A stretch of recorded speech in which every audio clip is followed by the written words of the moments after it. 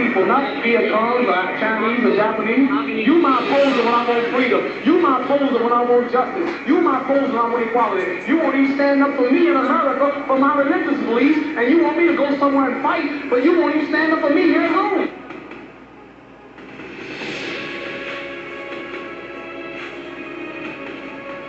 No, I don't worry. I tell you, I'm a man who believed that I died 20 years ago. And I live like a man who is dead already. I have no fear whatsoever of anybody.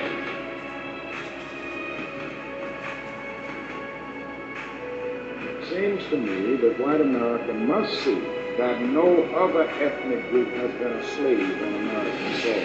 That America freed the slave in 1863 through the Emancipation Proclamation, but gave the slaves no land, and at the same time, America was giving away millions of acres of land in the West and the Midwest, which meant that there was a willingness to give the white peasants from Europe an economic base. And yet it refused to give its black peasants from Africa, who came here involuntarily in chains and had worked free for 244 years, any kind of economic base. And so emancipation for the Negro was really freedom for hunger. And when white Americans tell the Negroes to lift themselves by his own bootstraps, it's a cruel jest to say to a bootless man that he ought to lift himself by his own bootstraps.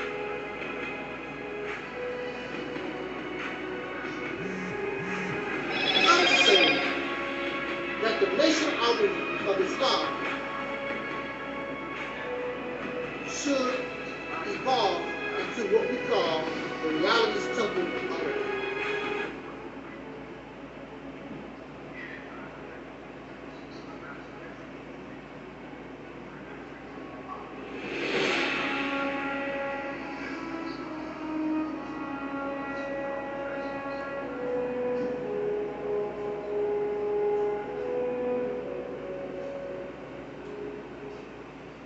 It's alright. I'll make sure we have ourselves a good time. We'll get with our crew. There's no telling what we'll do, girl. As long as you with me and I'm with you, we'll have ourselves a good time. We didn't have a choice. We was already doing for ourselves. Even with all the oppression, we were accomplishing things far greater than the black and blacks have done. They've done very little, except bring you the teaching, the beliefs, because that's all teachings is. I believe. We don't need to believe no more. We need to know.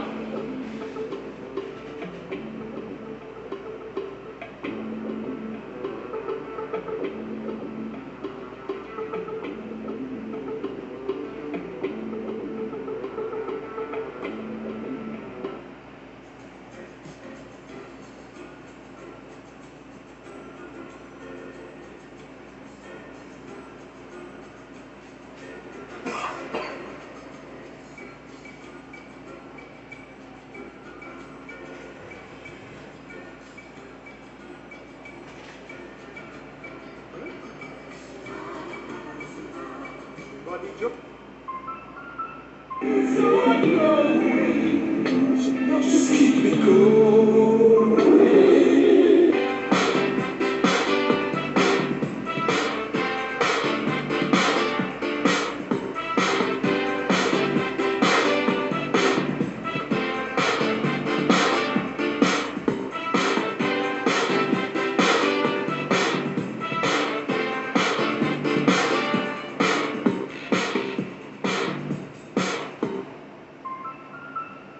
So I know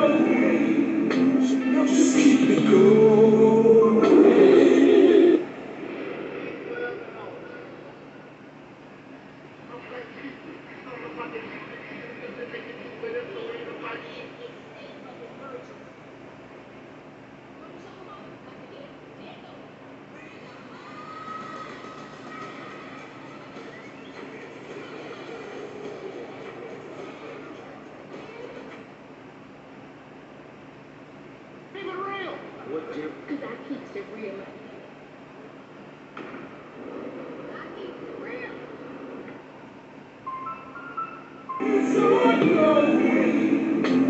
Just keep it going.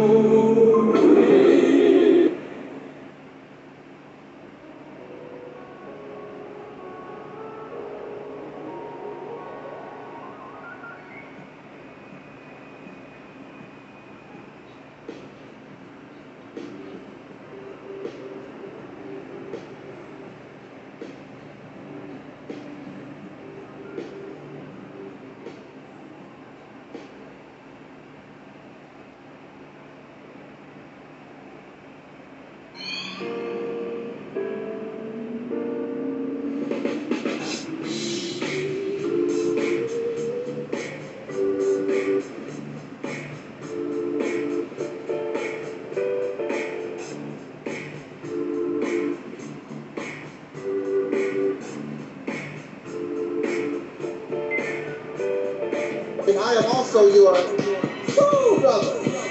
Number one.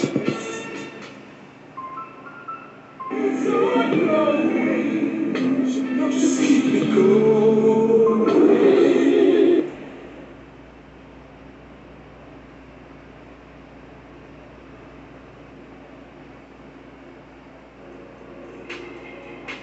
Everybody who is black, interested in black people, let us sit down and find out how we can get together in one direction against one enemy and accomplish this job overnight. Soul singer, black activist Sam Cooke wrote the lyrics to his song, It Changes Through the Heart. It was very direct and to the point. With some changes to it, the song was still digestible. In the year 2019, black folks continue to go through the change rather than direct the change. A community actor named Talika Duran has made an appeal similar to what Sam Cooke was asking for. Change. It said that to Michelle and Erica Earth, we ask for. When will the landlords give the loot a free lease? Mr. Everard is humbly asking for the state of Mississippi. This is Dusty Basic Studios. We approve of this message.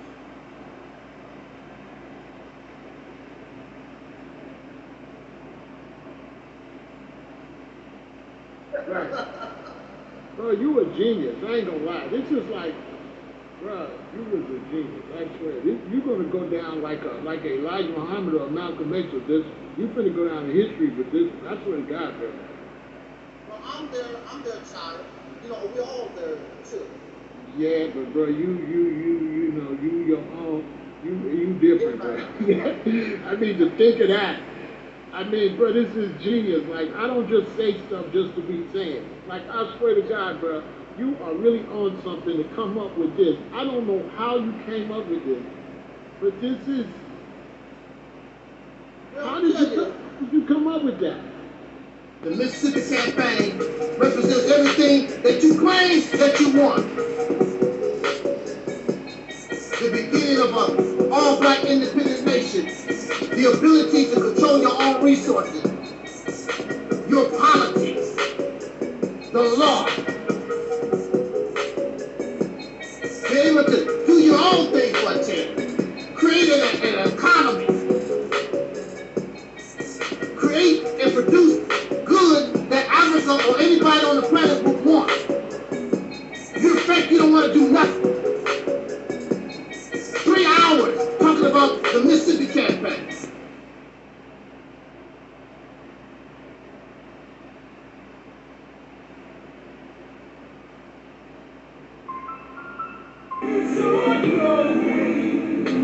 Just keep it going.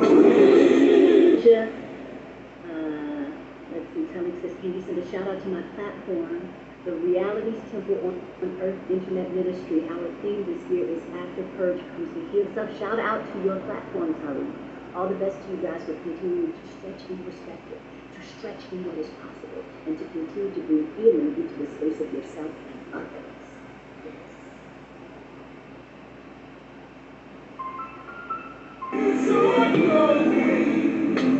Just keep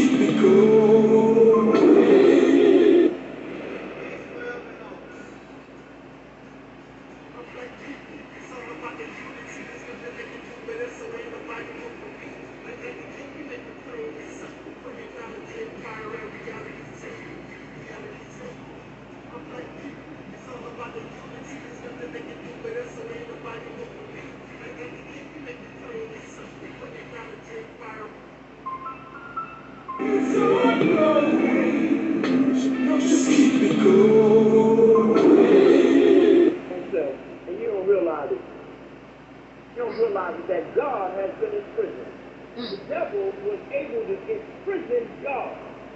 So right inside of the whole self, your God self has been imprisoned, and you have a false sense of self running rampant inside you. This is why you understand what I'm saying? We have to bring reality's temple here on earth. Reality's temple here on earth. We have to realize the enemy is running rampant inside this temple. And that is Brother Talik from the Reality Temples on Earth channel. And if you get a chance to subscribe, please do subscribe to his channel. He's a good brother. You know, he's doing good work and he wants to do good constructive things. He has good information to provide. So please do check out his channel if you get a chance. My brother Angel Snuffing Up 7 at the Reality Temple. And to give props to him, because I listened to all of Angel Snuffing Up 7's videos, I think that he comes from a different angle, and there's a powerful message in a lot of the videos that he put out, and I try to catch all of them. I look at him as a free thinker, and a person that's willing to challenge those of which he don't agree with, or which he may think differently from, and I really respect him for that. He's challenged KNBS, and he has also challenged the Black Supremacy Movement as well, and I have nothing against that, because that which cannot be challenged cannot stand, it will not stand, and will not survive the test of time. How many challenges we can withstand will determine how long we will be able to stand. So I know, supposed to keep it going.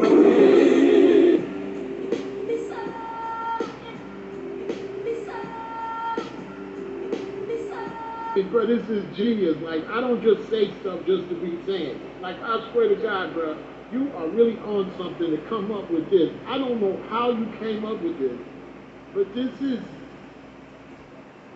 How did you come up with that? Throughout the history of the United States, the construct of racism was created specifically to oppress black people, to try to suppress our determination to achieve liberation. Like Angela Davis said, it's built into the system. Nowadays I can't believe what's going on in front of me. I don't want to watch TV and find another casualty. I don't want to read the news. My heart's already black and blue. I'm putting on my combat boots, 'cause I got an attitude. We're like soldiers forced to fight a war. What the hell? I can't take it anymore. 'Cause for so long we've been patient, now we're done.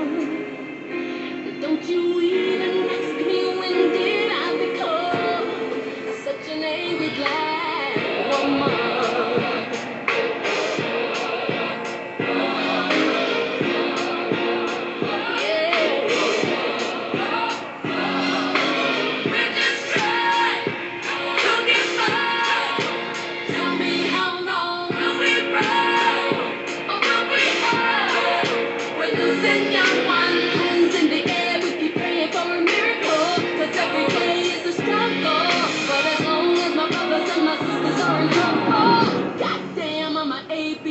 We can't successfully put an end to racial discrimination until we change the entire system. We've been trying to keep the peace 50 years since Martin King. Some don't like me for who I am, but I love my melanin. Another future college grad sleeping in a body bag. Mother screaming out her lungs. She never gonna see her son. We're like soldiers forced to fight a war. What the hell? I can't take it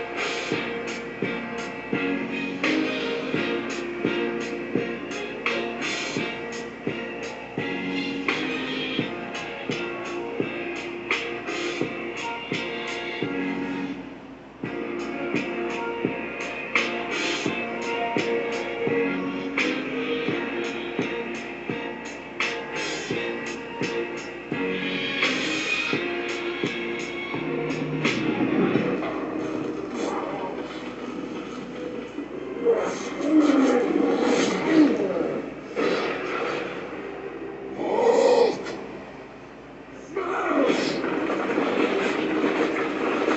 evening, soul brothers and sisters. This is Tangi Cox, the Black Sheep, and I am propositioning you to entertain just a little while of being in reality. And this is gonna hurt, soul sisters and brothers, because a lot of us cannot accept reality. I empower you to, for 1 year, to subscribe to the Reality Temple on Earth. And at the end of 12 months, draw your conclusion of what have you learned in that amount of time. I empower you. You will never, ever, ever think, feel, or entertain nonsense ever again, period. I would like to see my soul sisters and brothers awaken. This requires time. You need to spend about a year watching, researching, and looking. Reality Temple on Earth is life-changing, and I stand on that.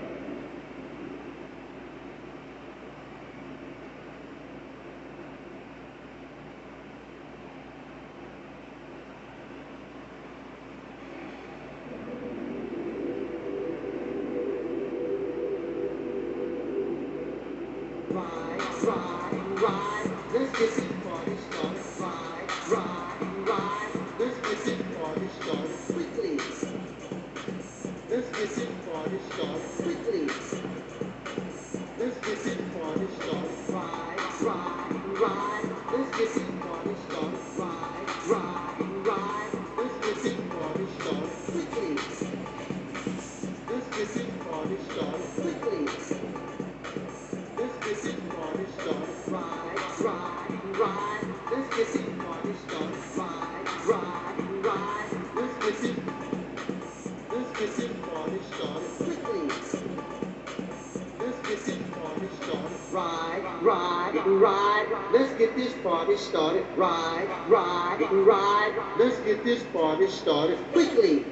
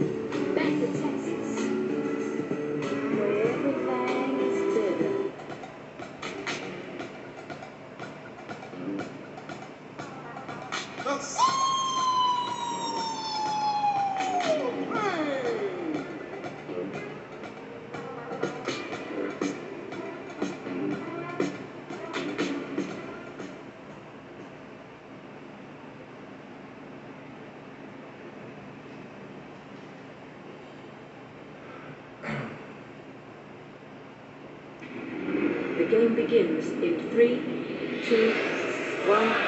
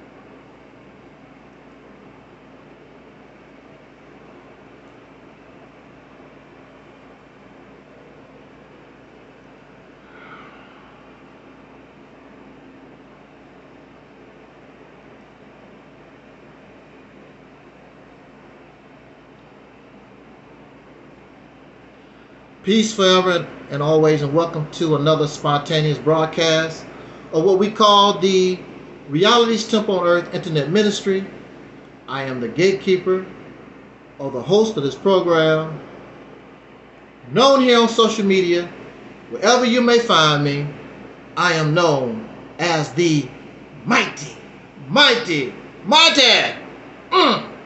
Angel Snub 7.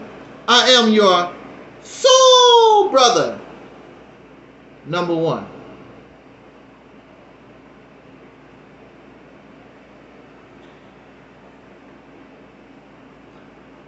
As we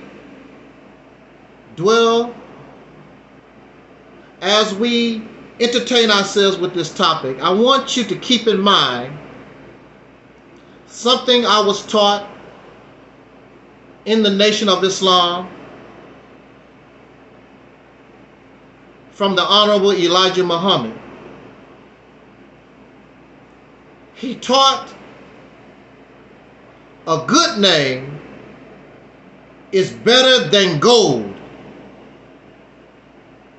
Let me repeat that. A good name is better than gold. I want you to keep this in mind as we get into our topic of, is this what we call a black legacy? In reality, is it white? Come on, brother. You always talking some bull doo-doo. How can a black legacy be white? Well, I could be wrong. I'm probably the only one on YouTube that actually expresses I could be in error. I could be wrong. If you can show me that and it passes the criteria of logic and reason, common sense, being analytical, I will have to accept what you bring to me, because I want to be as correct as possible, regardless to what I like, regardless of what makes me feel good, regardless to what I believe. Because if you are truly a truth seeker, it's not about my belief. It's about knowing. And sometimes knowing or the truth hurts us because we believe we already know. That's why many persons on social media and out in the real community, you can't tell them nothing because I already know. So it's their job to convince you that what they know is correct. And they get angry and they get upset because, look, I know. How dare you reject what I say, because I know. I've been here on social media since 2007. I don't get angry with nobody because they don't agree with me, because I know so much. I have the truth. Because you have a right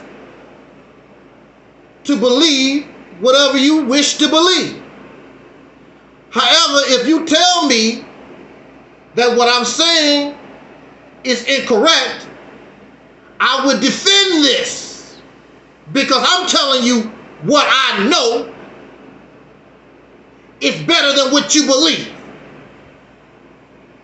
This platform stands upon what I know,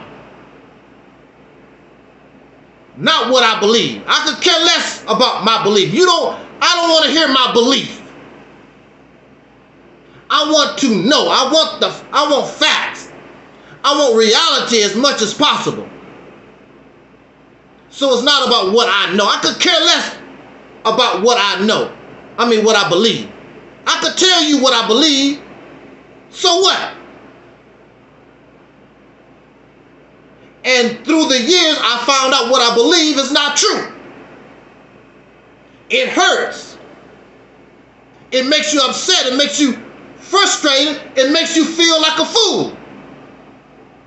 Because some of these things that we claim we know, we believe in these things for years.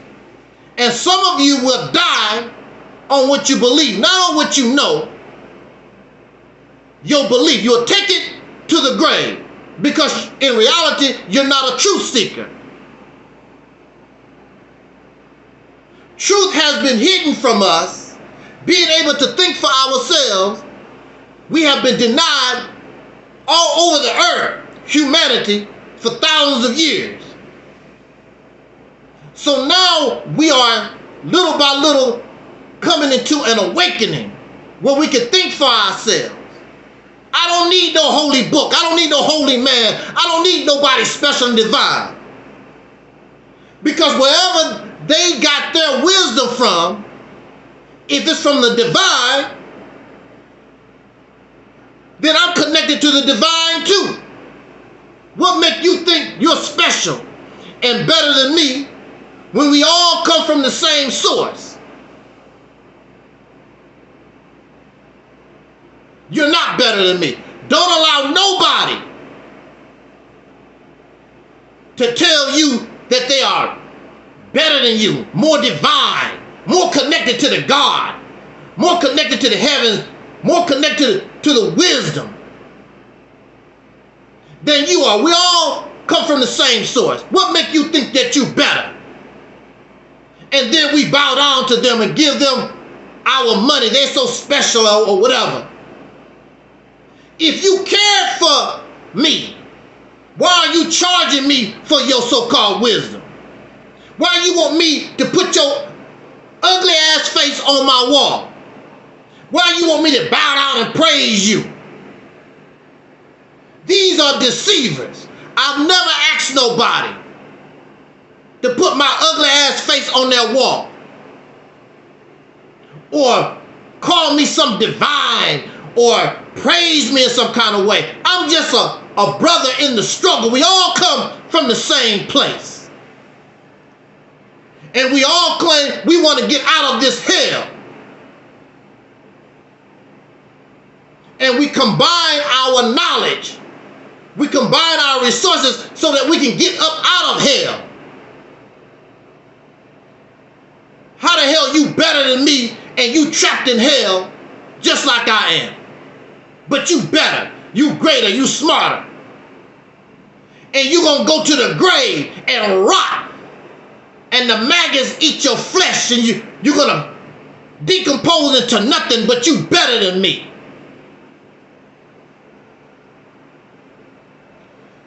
The universe don't give a damn about us. The fly don't give a damn about you. The wildebeest don't give a damn. The giraffe, the elephants don't give a damn about you.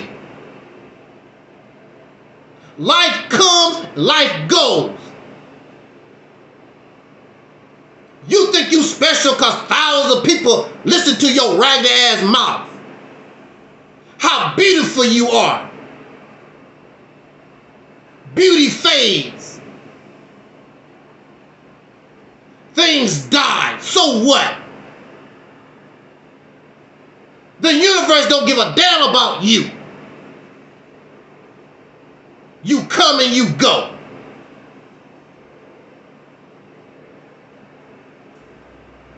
Get caught up in the praise of people. And those people can't save you from the grave. Rich, poor, black, white, young, old. When death comes to knocking, there's nothing you can do about it. Prince, Michael Jackson, Whitney Houston sold millions of records, known all over the earth. So what? In the grand scheme of things, what did it? So what? And then after you die, the vultures come in to get what you left. And you could have did better on the earth because you had more riches than you would ever be able to use. You could have actually helped somebody that's alive on the planet.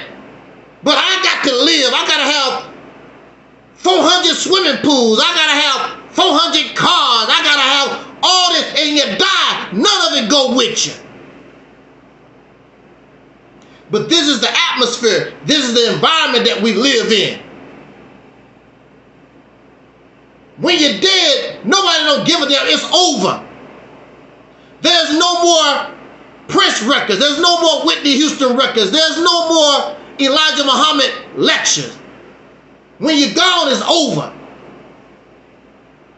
And you will be remembered so somebody can use you after you die. Because there's nothing that you can do that can stop them. The vultures start flying in. We should be concentrated on our living self and showing the value of life. I am not saying that we should not want adoration, admiration, somebody to admire us for our talents and the things that we bring. But when we believe our own hype and we get to the point where we think that we are better, go to the graveyard. There was a lot of better folks. The last 2 weeks I spent in the graveyard. I don't know who these people was, but I'm very sure a lot of them saw themselves as being better. And you see where they at. So what? Ain't nobody dead better than the living. Ain't nobody that was in that cemetery was better than me. I'm stepping over the graves. And one day they will step over me. But I'm better. You better.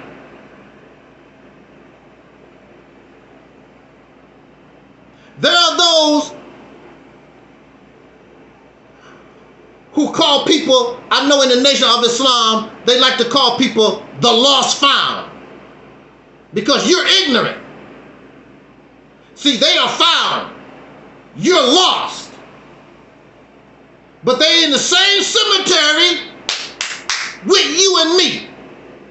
How the hell are you found and you in the cemetery with me? But you better. You have the supreme knowledge, but the supreme knowledge, you still in the cemetery with me. You still in the cesspool with me, but you better. And you've been talking this garbage for 100 years almost. With your supreme wisdom, all these folks, I'm awakened. I'm black conscious.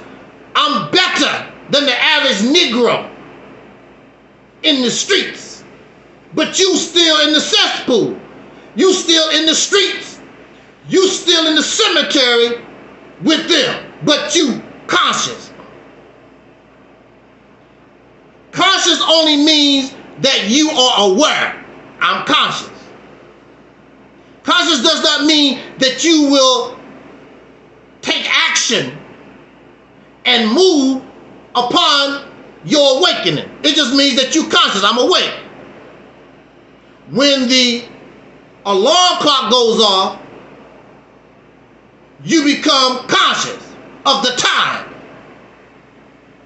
But that does not mean that you're going to move because the alarm clock went off. It just means, okay, I know what time it is. So there's many people that know what time it is. But that does not mean that you're going to get up and do anything. You lay your ass right there, and time continues to move. Next thing you know, you late for work. But you conscious of the time, but you didn't move, you didn't do nothing. You are in a fire, and you conscious of the fire, but you just lay in bed. You don't try to escape, but you conscious. Oh wow, there's a fire going. I see the smoke, I see everything, but you just lay there. So what? Because you conscious. You are awake. But if you don't do nothing, So what? To escape the fire, not only must you be conscious, not only must you be awake, you have to have a proper plan to escape the fire, otherwise you burn up. This is why, with all this consciousness, you're still in the fire burning up. With all this consciousness, this black man and woman of America, soul brothers and sisters, foundation of black Americans, whatever you want to call yourself, this week, you can't even make up your mind who the hell or what you are. You can't even identify with nothing. Confused. Whatever you are this week, you have to have a escape plan to get out of the fire. That's why you're still in the cemetery. So I wouldn't go around bragging, I'm awake, I'm conscious. And then we use these titles, I'm a God, I'm a goddess. No! You ain't none of those things. You're not a king, you're not a queen. You're a Pharaoh slave on a plantation. That is why we as a people have not made no progress. We've added nothing to the gains of the civil rights movement. That's why, that's why you keep talking about the past. Because you're not doing nothing now, and since you're not doing nothing now, clearly you're not going to do nothing in the future. So you keep talking about Kemet, the ancient Israelites, and blah, blah. You don't even have nothing to do with those things. You talk about civil rights. Many of us, we did not contribute to the civil rights movement either. We keep talking about what they did in Black Wall Street. You wasn't there. You wasn't part of no march in Alabama or Mississippi, or you didn't carry a gun with the Black Panther Party. You didn't do nothing. You keep talking about what we did. What you mean what we done? You wasn't there. You didn't do nothing. But you conscious and you awake because you ate some grapefruit. Because you drank some green juice this morning. So what? Because I'm conscious, I'm awake. So what? You only impress other misfits. Other people that's in the miserable condition that ain't done a damn thing, not gonna do a damn thing, so you can feel good. Your legacy. What kind of legacy? My legacy, these men, I want to have these children, my legacy. You keep talking about generational wealth. My legacy, generational wealth. What you gonna leave? Because when it's all said and done, you can't take it to the grave. What is this legacy? That's what I want to do. We want to examine the legacy. I know the fake, false, fairy tale, la-di-da, feel-good legacy that you talk about. I know what you into. We're going to look at this legacy realistically. What it is for real. Our legacy. My bloodline. Nature don't give a damn about your bloodline. That's vanity. Nature only cares about the survival of a species. Don't give a damn about your personal legacy. These nursing homes is a $1 billion business. These children aren't taking care of their parents or whoever in these nursing homes. Your legacy put your ass in a nursing home. And you're going to be happy to get there. They're going to put your sick ass in a nursing home with your legacy self. My legacy. Your legacy children. And many of these children gonna take what you left and go gamble and squander and all that. That's the reality of it. They don't give a damn about generational wealth. They don't give a damn about your legacy. They're gonna do exactly what you done, is enjoy your life, because you don't give a damn about the struggle of a slave, the suffering of our ancestors on a slave plantation, our suffering of our people that were sharecroppers for over 100 years. You don't give a damn. So why should your children give a damn? They didn't even have to work for it. You gave it to them so they could squander. I'm going to say it's for my children. And many of you will be alive and you will know your legacy, what your legacy has done with your generational wealth. Nobody left me nothing because they couldn't leave me nothing. And I've seen people where grandparents or whoever left their legacy, all kinds of farmland and property, and it's all gone. They done squandered it. See, brother, you gotta teach the people. I don't give a damn what you say to people. I don't give a damn what you teach. You dead and gone. I don't care what you teach folks. You have people that grew up, that was born in the church, prostitutes, drug dealers, drug addicts, and they grew up in the church. So what? I taught them. The only thing they know is Jesus Christ. The only thing they know is Allah. The only thing they know is Yahshua Yeshua. I'm a child of Israel. They was born in it and still in prison for murder. Still a prostitute. Still going to the strip club. What I teach, no, I don't give a damn about your teaching.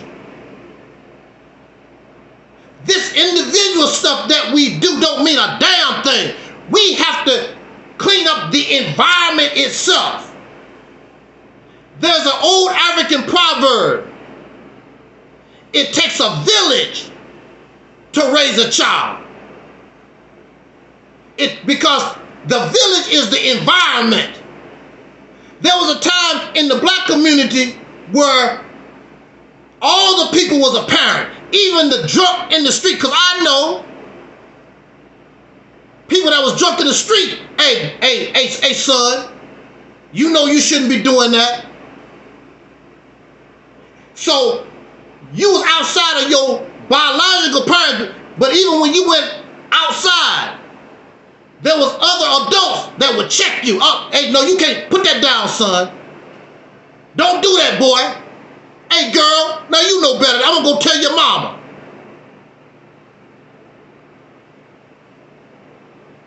It takes a village. It takes an environment to raise a child. I don't care who you think you are, how smart, educated. Because this environment that we live in is foul. So you grew up in the Nation of Islam, you grew up in the church. I don't care how these children grew up, they still end up in prison. Crackheads. Because it takes a village. We, as the men, this is why I'm so hard on the male, because the man's supposed to be the provider and the protector, and you have not, we have not as men created the environment, the proper nest to raise our babies, our children now, and protect our women, our females. We have failed them and don't want to hear it.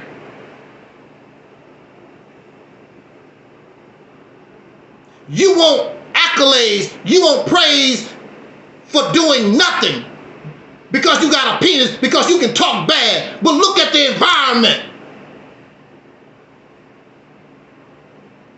Your children going to hell. What kind of man are you and you see your sisters on the street, they selling their body? Oh, that's their choice. Because you too damn weak to do anything about it. That's why it's their choice. She should feel protected. You the man. We supposed to be the men. And we have yet to protect our women. Slavery was an excuse a few days ago. You're supposed to be free. And your daughter on the corner selling her backside on a stripper pole. It takes a village, all the men. We're not going to tolerate it no more as men. I said years ago, the men in Chicago, and they did try in Detroit, but you got a bunch of cowards that wouldn't help, wouldn't join. The brothers in Detroit got together. We ain't tolerating this no more. And one brother, I believe, in Detroit was killed. We gonna take on the gang members. The buck stops here because the men not gonna tolerate this foolishness. But there are no men. Just a penis in men's clothing. There are no men. And they get angry at me how I talk. I don't give a damn. You can get upset all you want to. I'm not going to give you credit unless you earn it. Bunch of punks, sissies.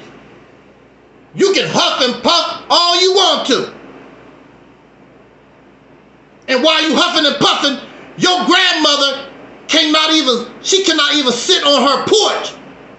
Idiots drive-by shooting, dumbass stuff like that, because grandma don't have no men. There's no men in the community. The police is nice, but we gonna deal with this. And after we done with your ass, we might give you to the police. Find your ass floating down the river somewhere. Put you on the missing persons list. That's what men gonna do. Because you're not gonna shoot my son. You're not gonna shoot my father. The village of men not gonna allow that. My legacy. What kind of legacy you got right now? Cowards. Losers. Booty hungry men. You will fight to get into a club to watch a woman drop her panties like you ain't never seen a naked woman before. Even young boys have seen naked women. And you go all crazy. Look at her booty. I remember that's what we used to do when we was little boy. She's showing her booty. She's showing her, that's nasty, That's what we did when we was little boys. Here you are, grown ass man. You go to the strip club, I'm gonna make it rain. Like you ain't never seen booty and breasts before. Pitiful ass men. On YouTube crying and whimpering. The most pitiful, pathetic loser men I ever been around in my life. Crying and whimpering, emotional. Talking about, oh, women are emotional. I've never been around men so emotional like these cats.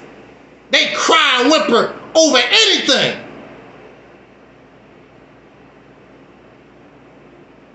Because they still boys.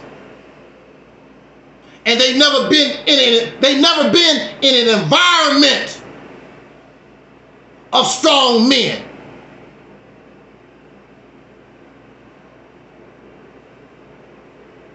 Your legacy. Legacy of cowards, weak, pathetic, losers. Living off dead folks. Dr. King is not here.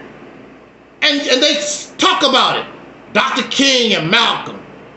Living off dead folks because your pathetic, pitiful ass can't do nothing. You a boy. You need your mama. Grab her hand so that you can go across the street. That's not my fault. You talking all this hocus pocus, I'm a man garbage.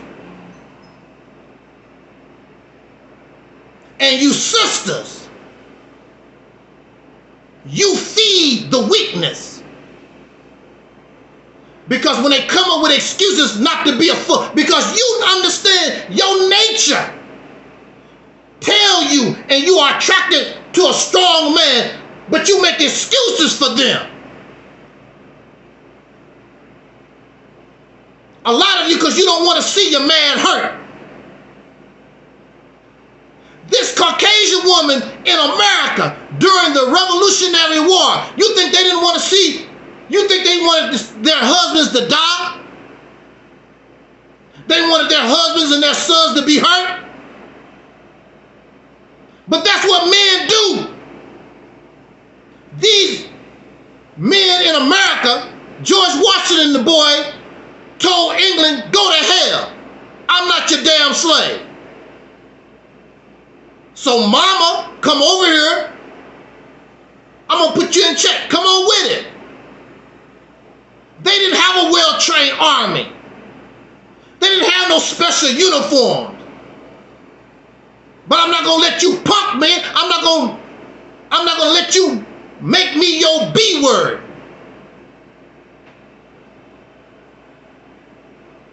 And when you tell black men here about real fighting, it's got to be a better way. They come up with all these excuses, even the tough ones.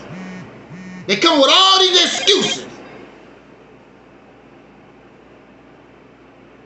There should be no gangs causing hell in your community. But you have no men. Look, you just tell them, look, a little Scrappy or Modi or whatever you want to call yourself, we can't have this no more, brothers. And some of you even know these gang members and people. They your sons, they your daughters. You have to tell them, we ain't doing this no more. I don't know where you're doing it, but you're gonna do it, you're gonna do it somewhere else. That's what men do. And if some of us have to die, so be it. But I guarantee you, the good brothers outnumber them 100 to 1. Smash your ass.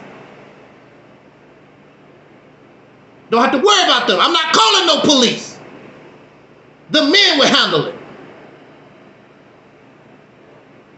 The men will handle. Ain't no Peckerwoods coming in our community and shoot our people down. We're not going to tolerate it. And I can guarantee you, they won't be coming to your neighborhood and killing you. Because the men, we're not tolerating that. But we have no men. Bunch of beggars. What kind of legacy? And it goes back to your name. Because your name don't reflect nothing. Your name is weak. The Honorable Elijah Muhammad taught a good name is better than gold. What kind of legacy is this black man leaving? In order for people to actually have a legacy, you must develop culture. But a slave or people under the rule of another cannot develop culture. You can only have subculture. That means you are under somebody else. African American culture is subculture. That's why they say black history is American history. Because you belong and you are under somebody else. And you accept that. A subculture is like when you go to prison. Prison culture. Prison culture is subculture because it's still American culture, except it's something that's developed within prison walls, but it's still American culture. The slave developed their own culture out of slavery, but it's still under America because it's founded. It's not self-discovery. It's something that's founded within the confines of America. No matter how you spell it. I know some of you want to spell America Amerikka, whatever, to make yourself like you a revolutionary. But you ain't shot one damn bullet. You ain't suffered not one time in jail. Many of you have the nerve to make mockery of Dr. King and those who were in the nonviolent movement, and you ain't did a damn thing. You ain't done nothing. You ain't suffered. You ain't sacrificed. You living off the back of Dr. King and those who were practicing nonviolent protest, you piece of trash. I'm guilty. See, I'm not talking, I'm guilty myself. Because I was brainwashed to make mockery of nonviolent protests. But at the same time, I didn't do nothing violent. And then when I wanted to do something violent, the ones around me, oh, don't do that, stop it. We'll get in trouble. What? So if you are against nonviolent protests, that means you are violent. What have you done violent? Absolutely nothing. Except smoke some damn weed. You was so happy when they legalized weed. A lot of these pro-black folks, now you happily smoking your weed, your fake ass. That's why they don't like Angel Snuffing Up 7. Because I know what you are for real. If you was real revolutionary with all the thousands and thousands of people talking all this garbage, we should have added on. We should progress and done something within the last 50 years. These pieces of trash have not done nothing, but they awake and they're conscious. You are awake to do what? The legacy, my legacy.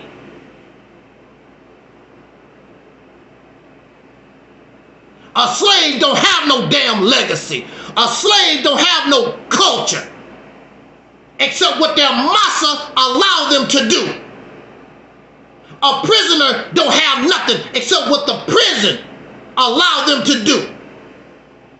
Because you are under somebody else. My legacy. A slave, look it up in the dictionary.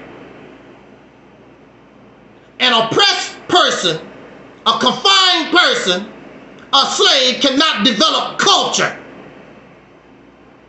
You are under the rule of somebody else. It becomes subculture under somebody else. The one kicking you in your ass, or the one who has incarcerated you, or the one who's oppressing you day in and day out.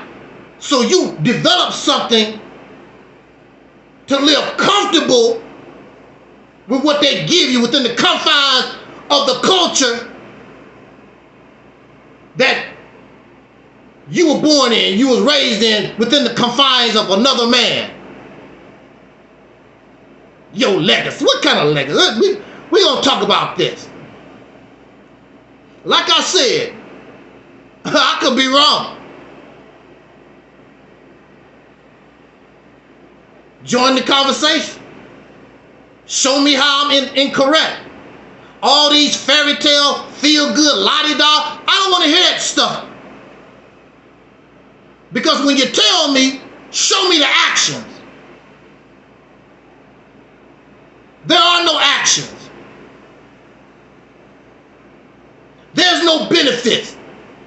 Even that, what's that fella? Charleston White, even he said, we've done nothing for the last 50 years. We've done nothing. And they would talk about the Million Man March. What did the Million Man March do? Here you are still complaining. So what did the Million Man March do? It didn't do anything. They marched in 1968 or whatever, 1963. Been there, done that. You're doing the same things that people done back in the, this is your time. Are you an idiot? You don't have no brain. You can't come up with a strategy. You can't come up with something on your own. You gotta go to dead folks. You're a grave robber. There's nothing awakened. There's nothing alive about you. You're nothing but walking zombies. That's why you don't understand Angel Snuff Number 7, because I'm thinking like a free people. Your legacy.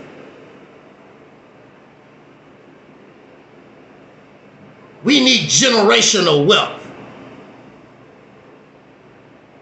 As an individual or certain groups, you may not know this, but we have already done it. There are many individuals who already have obtained generational wealth. There's even a group of people, and I saw a documentary. There's a group of black people, black Americans, that don't want nothing to do with you. They are not on the internet. They're not talking some stuff. There's a bougie class of black people in this country. They don't mix with us. You don't hear about them. They have generational wealth and they keep it all to themselves. And they marry and mix only within those within that circle who have created this generational wealth. And you call them the bougie. You don't know nothing about them. We don't even know who they are. They don't make themselves known. They've already done it. They have generational wealth. And they built this so-called legacy for themselves. And they want nothing to do. You will never see them associate with Umar Johnson. They don't associate with Farrakhan. They stay within their circle. You can probably go look it up. They want nothing to do with us. They already done that. So, what has this done for us as a people? You as an individual with your generational wealth, your little funky family, your little funky group, that do not help us as a people.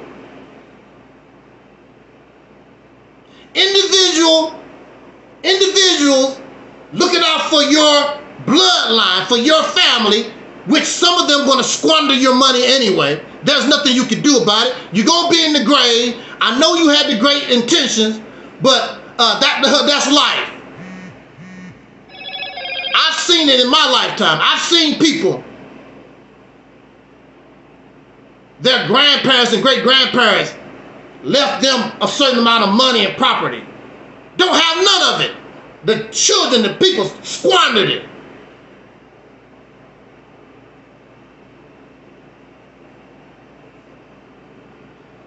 So wisdom dictates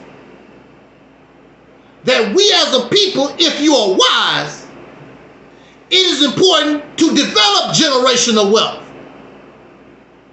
as a people, not as individuals. Because if you do it as individuals, when you die, it's over. You don't know your children, your legacy might do right by you, and they might not do right by you. I'm gonna tell you, the majority of the time, they don't. They take your crap, because they didn't have to work, they didn't earn nothing, they take your crap and blow it. The same thing they would do if the government decided to give individual reparations. Just like when they win the lottery. When these folks win the lottery or they win these big lawsuits, what do they do for the black community? They leave. I'm going to go to Africa. I'm going to do something. They don't give a damn about black community. They don't give a damn about black folks. It's about them. So if generational wealth is not about the people themselves,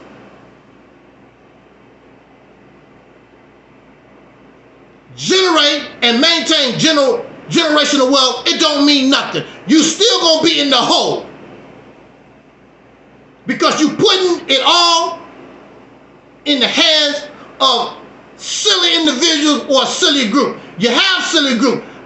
Like I said, there's a class of black folks in this country, you call them bougie or the bougie class, has nothing to do with E.B. Du Bois or whatever those people. They was active. They not even part of it. They don't give a damn about us, the average black person in this country. And their wealth, who knows what kind of changes, what kind of help they could give to us. They only care about my own, taking care of my legacy. So a legacy should be determined and based upon what a people, a group, what we leave.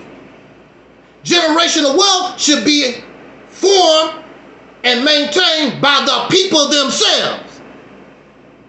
Because we already got generational, we already got individuals with their legacy and their generational wealth. Don't help us. It don't help 40 million in this country. And when it's all said and done, excuse the language. And when it's all said and done, you still a nigger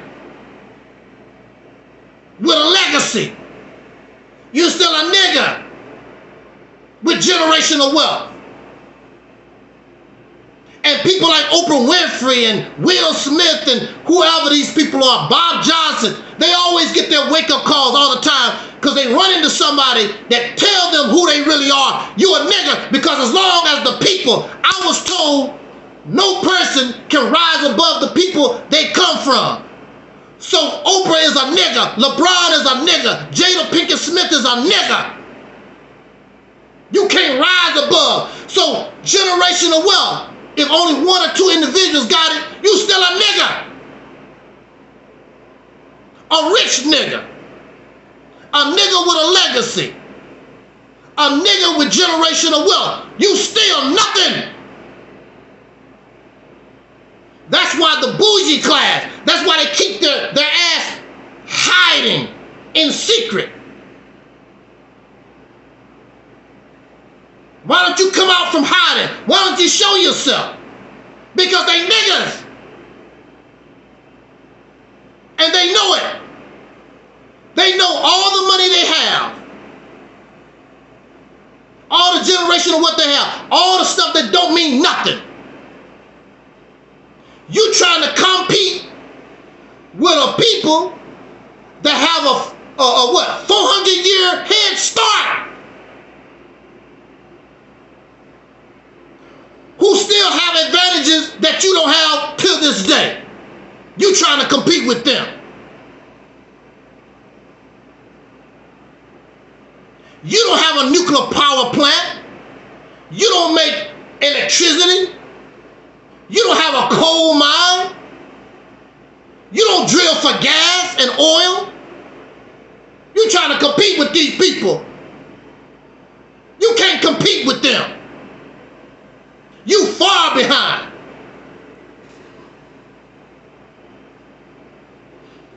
I know there are those, they love that fantasy life.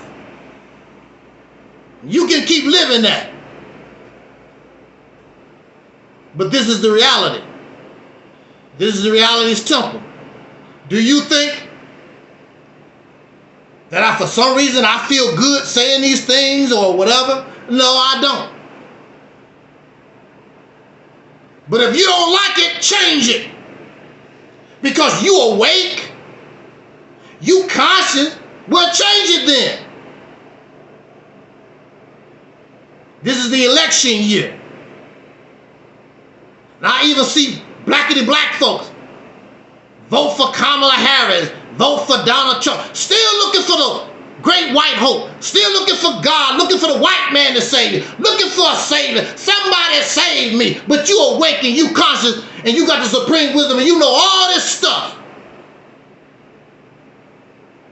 You still waiting for somebody, Mr. Man, Mr. Legacy. You still waiting for somebody to come save your crazy ass.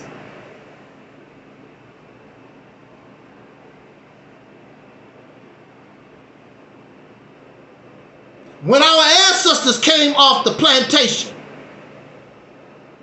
they were set loose. They weren't made free. They were set loose.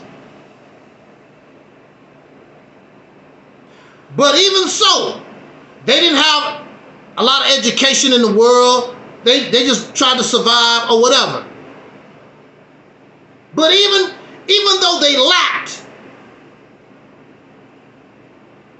the supreme wisdom, because you have the supreme wisdom, you awaken, you cannot even accomplish what they was doing. And they were just set loose. How embarrassing. Your legacy.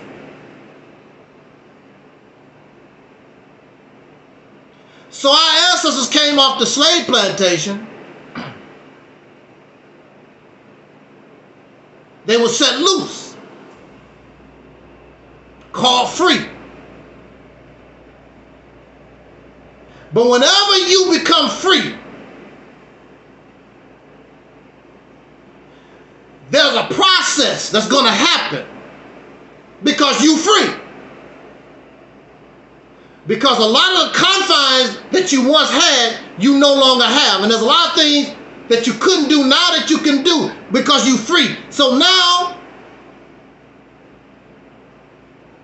you start developing. Because that's just a natural development when you're free. These people, these Caucasians came from England, they came from Great Britain. But when we talk about them, these are American.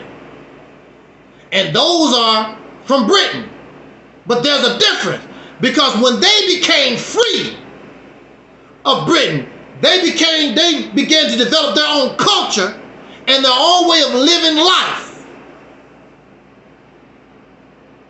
outside of Britain. They still maintain some of the things because that's where they come from. They came from England, they came from Britain. But now there's a difference between America and Britain. Fish and chips in Britain is not the same as fish and chips in America. There's a difference. Because now I'm free. Like when you leave your mama and daddy house, the way you cook chicken might be different from how mama done her chicken. How they raise you. You raise your children different. Because you free of mommy and daddy. You still love mommy and daddy. That's grandpa, that's grandma or whatever. But now I'm free of them. And you do things your way. What you didn't like about what they done, you don't have to do it. So you begin to develop your own household.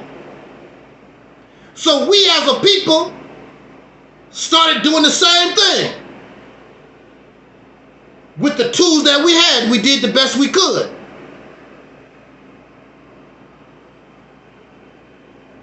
One of the things which even started in slavery was our development of our own way of talking, our own type of language. There was something called Pig Latin. And then, of course, we know something called, they call it Ebonics. And then there are some of us, I heard like in the what's those people called? Nubian culture. They developed and created their own language. That's what free people do. There was a time when white folks didn't know what the hell we was talking about. There was a time in slavery where the slaves developed a language and they could talk right in front of Massa. Massa have no idea of what they're talking about. And we still do that. I listen to some of these younger people. They come up with this, you call it slang. I said that it's your language. Because it was developed from out of your womb, from you, and the only ones who really understand it is those in our circle. Other people gotta say, what do that mean? Hell, I remember growing up, I had to ask, what the hell do that mean? I'm part of the circle, and I had to ask, what do that mean? But that's what free people do. And Ebonics didn't come from Africa. Ebonics did not come from the Holy Bible. It didn't come from the Holy Quran. It simply came from a people, all the people in the same circumstance developed a language that this people could understand. That's yours. Free people develop things that belong to them. Out of the tools that they know. It's still English. But we created something that's us, that we understand. So-called Ebonics was so misunderstood, a black person had to wrote an encyclopedia or a book so the white folks know, what the hell are those Negroes talking about? Oh, I'll sell you this book of Ebonics, our language. Oh, that's what that means. Golly gee.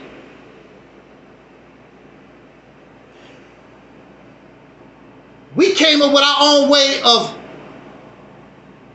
even marrying ourselves. Jump the broom. That's something the slave. We make mockery of the slave, but even the slave developed something that was just for the slave. Right? We gonna jump the broom. Get married. Huh? We gonna jump the broom. We do things and adopt things that's from us. Because that is culture. Culture is based upon the tools and the environment that you in, how you respond.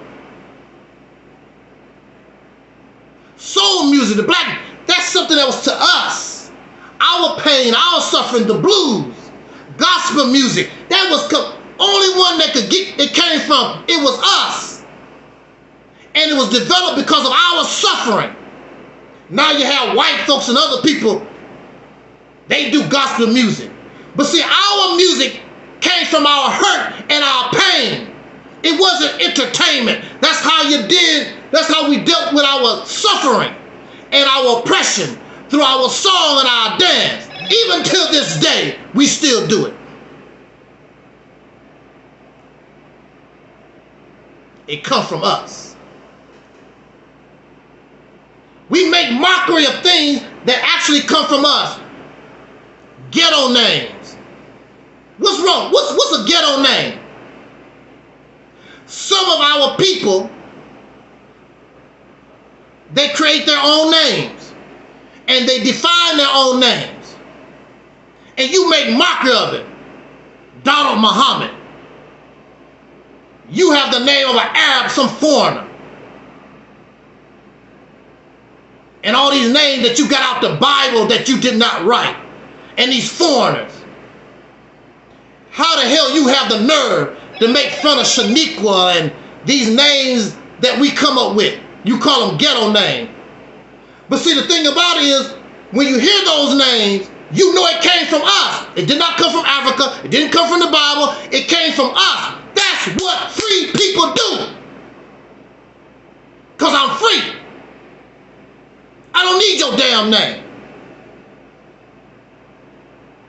I can create and develop a name just like myself. And part of my legacy is my name. A good name is better than gold. This name comes from us. So when you hear that name, you know it came from my blood. It came from my people. We name ourselves all this different stuff. Then they look at you. You're not Chinese. You're not European. You don't look like no African. You carry their legacy. Because that's not you. You're not African. You're not no Aboriginal. You're not none of this stuff. Now, you free and you want to copy everybody. Because now you awaken, you getting your education, you done read all these books. You want to go back to the slave plantation. You want to copy everybody. You proud because your last name Muhammad and Kareem, Abdullah, and these Egyptian names and whatever. That's not you. That have nothing to do with you. Because when somebody look at the name, they looking to see somebody from Egypt, somebody from Africa, somebody from China. Here you are, you a Negro from America. With all these crazy names. That's not your legacy. That's their stuff. And you make mockery of the things that you create. If you, woo man, if we was able to stay on point, we would be in a much, much better position. If you stayed on point, developing yourself as a free person. Oh, no, somebody told you it's better to be a slave.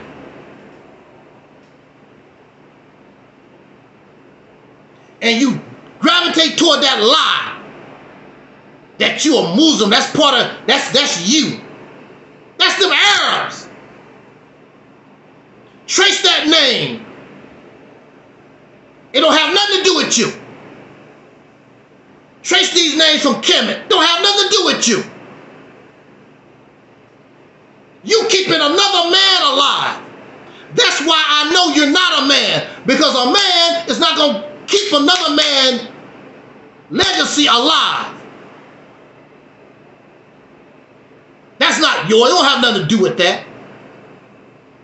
My legacy. You don't have no damn legacy. You're nothing but a feral slave, still a slave, still a piece of trash, bent over, getting pumped by another man with a smile on your face. And these women don't know no better. They go with you. Because they don't know no damn better. Following behind a weak-ass man can only produce a weak-ass woman. That's why the women with you.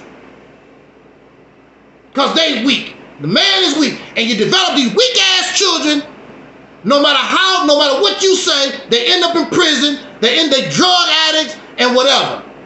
Because your ass is weak, your woman is weak, children is weak, your damn dog Scruffy is weak. I know you don't like, I know they don't like it. I know they, bring your ass and show me different.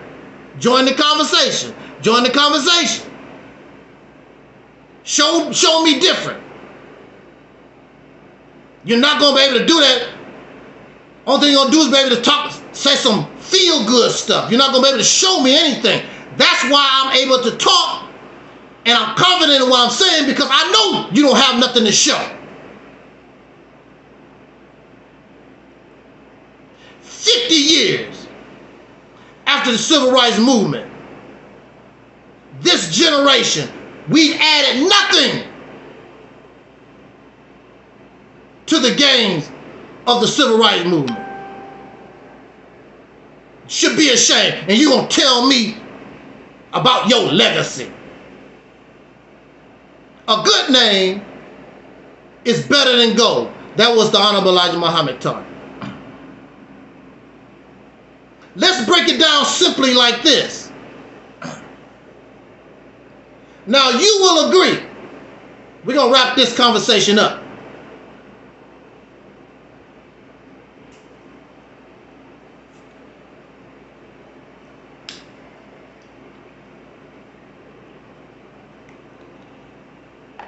Now you will agree,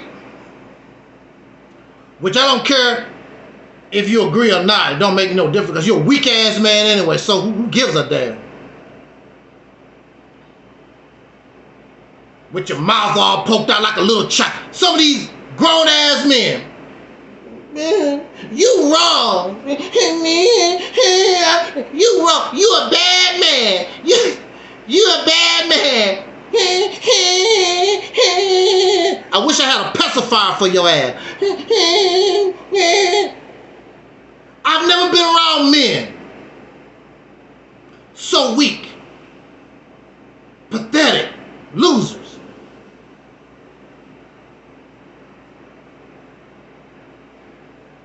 We're going to do this very simply. As you know, some of you who are familiar with the Ruth story, we have the story of Kunta Kinte, right? His name was Kunta Kinte. And he did come from Africa. There's no doubt about it. He don't have to get an African DNA test. We know that Kunta Kinte, according to the story, was an African. He was called African. Hitler called him African Guinea man. He was forced. He was forced by a whip. He became Toby. Is Toby an African name? No. Okay, y'all with me? Is Toby an African name? No. How was Kunta Kinte given the name? Through violence, force. And he became Toby. Because that's what you do when you become somebody's property. Toby was the property of another man. And that other man named him Toby. You my properties.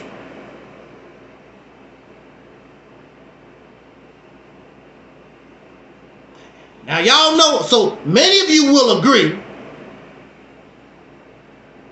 that Toby is not Kunta Kinte's real name. It was forced upon him. But then you have those who take another man's name and you wasn't whipped. You wasn't forced. What about you? We take all these names from the Bible, from the Quran, and these foreign folks. You do it voluntarily. A free people develop their own names, your own language, your own culture. That's what free people do. But a slave, voluntary or involuntary, you adopt the name of a slave master. That's what a slave do. Because a slave is not free. So we know that you're not free because you got to develop and you take on names from foreigners and other slave owners. Tell me I'm wrong. You ain't gonna tell me I'm wrong. So we have our brother Michael Jackson, slave master name, Michael Jackson. His name is Michael, son of Jack. Who the hell is Jack? Mello, are you still out there? Mello, who the hell is Jack? Jack's son of Jack. Who the hell is Jack?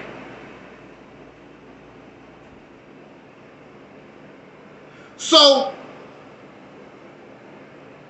we know Michael, chances are Jack is a European.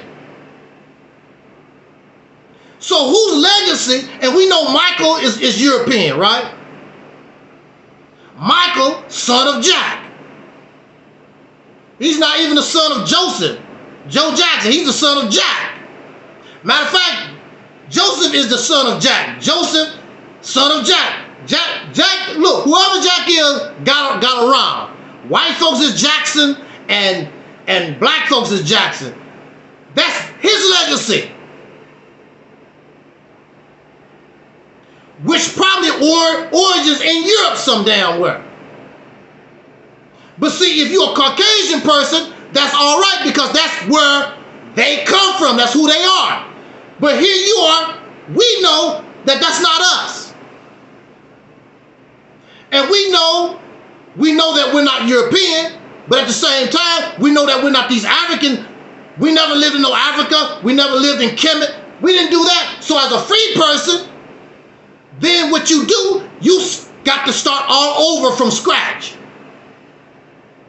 I'm free. I developed my own names.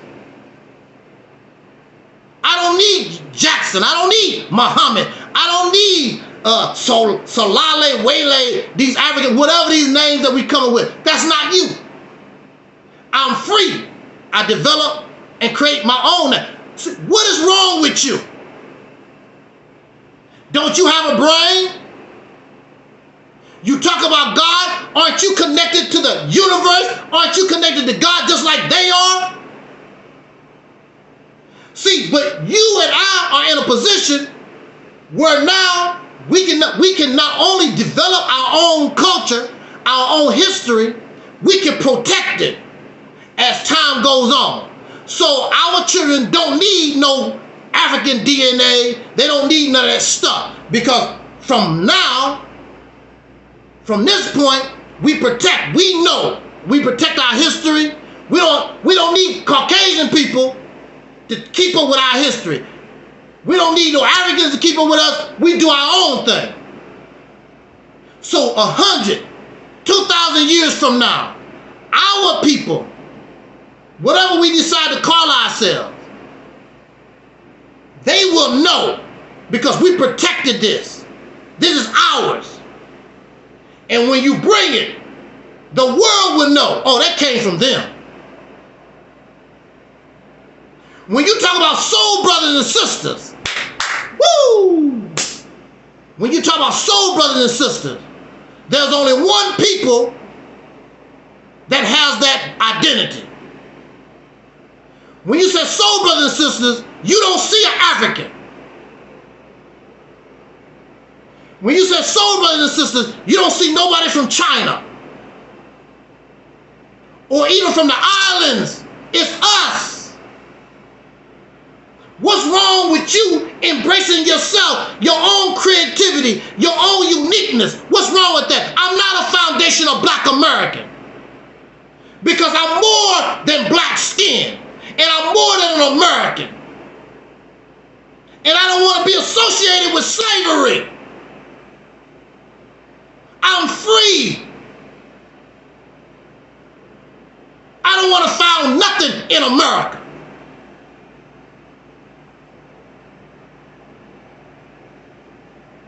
I'm free. Free people develop their own. Slaves got to copy and regurgitate. That's what slaves do. Because you belong to your slave master.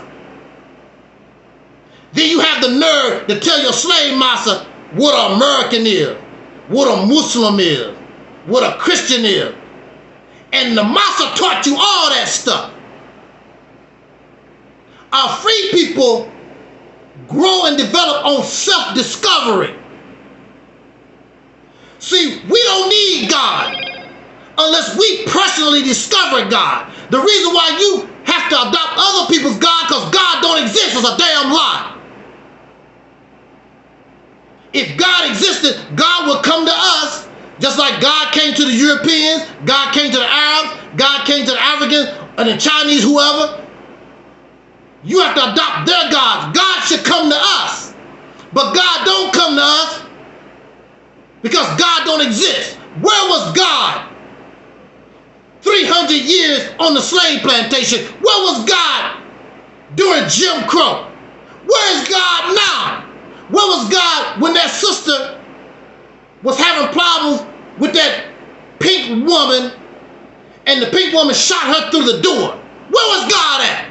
Where was God? Where was Jesus when Sonia Massey, I rebuke you in the name of Jesus, and it's almost as soon as she said that Peckerwood shot in the head. Come on, where's damn God? I'm tired of the nonsense. Don't bring me that foolishness. I'm tired of trying to be nice with y'all silly, childish, immature, slave, feral ass. Because you're not men and women. Children. And you even call yourself a child. I'm a child of the Most High. You said it. I didn't. You said I'm a child of God. Child of the Most High. And you are high. Drug addict ass. Little babies, little children. That's why you don't understand Angel Snubbing Up 7. Because I'm free. I'm a grown man. And I don't have to tell you. My actions demonstrate who I am. I don't have to carry no sign. Here I am, fighting the state of Missouri by myself. Those people respected me. I don't have a gun. I don't have a knife. What did they respect? They respect my resilience. I stood up, kill me. I'm not going to bow down to you. They respected the intelligence. And once I got proper knowledge, it was over for them. I used their law to get what I wanted. I used them to get what I wanted. This is what free people do. I don't give a damn about Kamala Harris. I don't give a damn about Donald Trump. Use anybody to get what you want.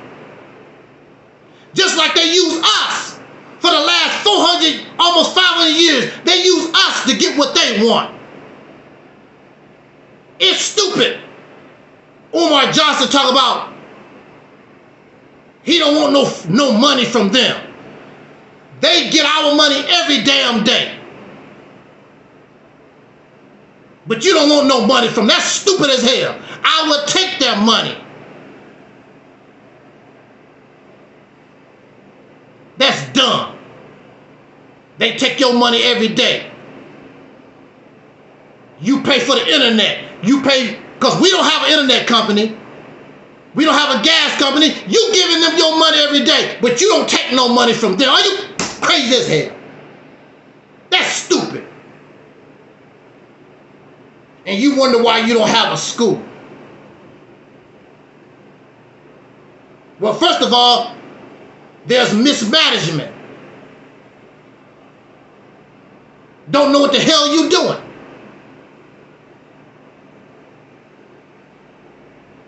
If you think, if Bill Gates came to me and told me I will grant you $1 billion for your Operation Exodus Mississippi campaign, you think I'm not going to take it? And I will show you what should have been done 50 years ago. It's not your fault. We didn't know. We don't know. We didn't know 50 years ago. We don't know. But the time is now. But we don't need Bill Gates. We have the money, we have the talent, we have the education, we have everything that we need. We don't need them. But if Bill Gates came to me and wanted to grant me $1 billion for the Mississippi campaign, oh hell yeah, it's on and popping. Yeah, I'll take that money.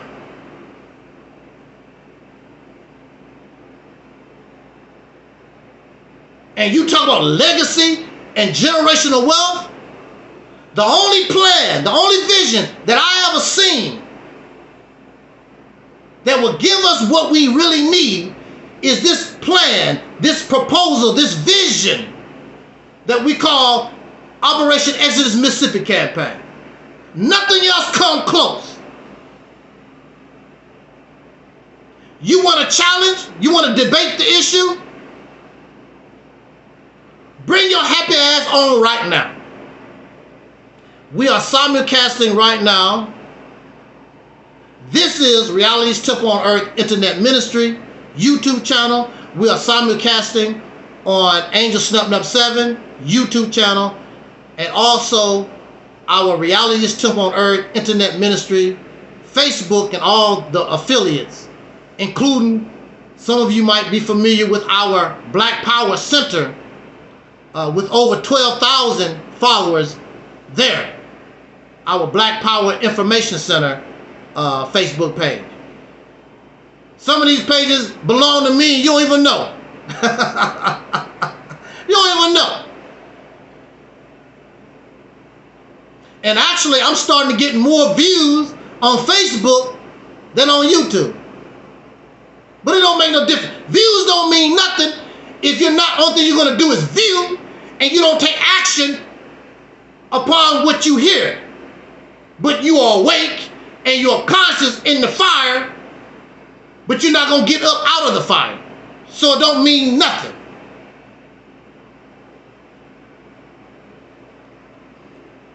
A good name is better than gold. We're going to say this and get out of here.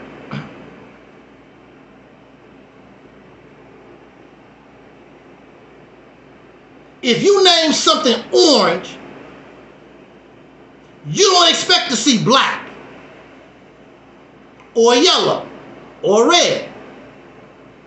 You expect something that's orange. If something is affiliated with a dog, you expect dog characteristics or actual dog or something with a dog, whatever. Like Snoop Doggy Dogg. That's a man. But we understand that's just a rap name, whatever. But Snoop Doggy Dogg, if that was a label or identity, you expect a dog or something. I'll tell you what I did. And I was a child. I was developing my own words and definitions for certain things. Like weather. W-E-V-A. Weather. What's a weather? That was my name for baby. That's a baby. Weather. Oh, she having a weather. A little weather. That's a baby. And the only one who would understand that would be people in my family because they heard me use it all the time. And, oh, she having a weather. Angel Snupnut. Snupnut was my name I created for dog. Angel Snupnut. Angel was my dog's name. Snupnut, Angel the dog. And I was a child, developing my own definition, creating my own labels for things. Angel the dog, a Snupnut. And people in the family, my biological family is close, they know what a Snupnut is. A Snupnut is a dog, Angel the dog. They know what a weather is. And I was a child making up my own. But here we are as a people, so-called wise, so-called free, and you can't develop nothing. The only thing you do is sit back and copy folks. Even the bougie class, who they trying to live like? The white folks. Be like the white people, be like the oppressor, be like the slave master. But you free. Who is Oprah Winfrey trying to live like? The white folks. The pedophile R. Kelly, who he copying? The white folks. That's their history. Even as slaves, we didn't do that. If you go back to slavery, all this frictious behavior, even being drunk, all this being a crackhead and transgender, we didn't do that even in slavery. There was no lesbian slaves. There was no transgender slave. There was no crack addict slave. We wasn't confused in slavery. We only became freaks when we began to integrate with them because they freaks. But we didn't know it. We thought Massa was holy and righteous. We didn't know how freakish Massa really was. And they kept that a secret. But when we began to integrate with them We started learning their secrets and we became freaks. So Houdini in 1986, Houdini came out with a song, the freaks come out at night, what? The freaks come out at night, what you say? Freaks come out, the freaks come out, the freaks come out at night. There was a time in the soul community, black community, the things that we do now, just 50 years ago, we were considered nasty and vulgar. I remember my mother and her friends, they went to see a porn flick. These porn flicks start coming out in the early 1970s, I believe. And my mother and her friends would come back and talk about it. Oh, those people are so disgusting and nasty. And black men, they wanted to be freaks. They saw what that white woman was doing in the porn. I want to try that. But see, if we had stayed among ourselves, that wouldn't have happened. Because we didn't do that. Because our people was Christians. The majority of us, we was influenced by Christianity. And we dead set against filth like that. But once we start integrating, we became freakish like them.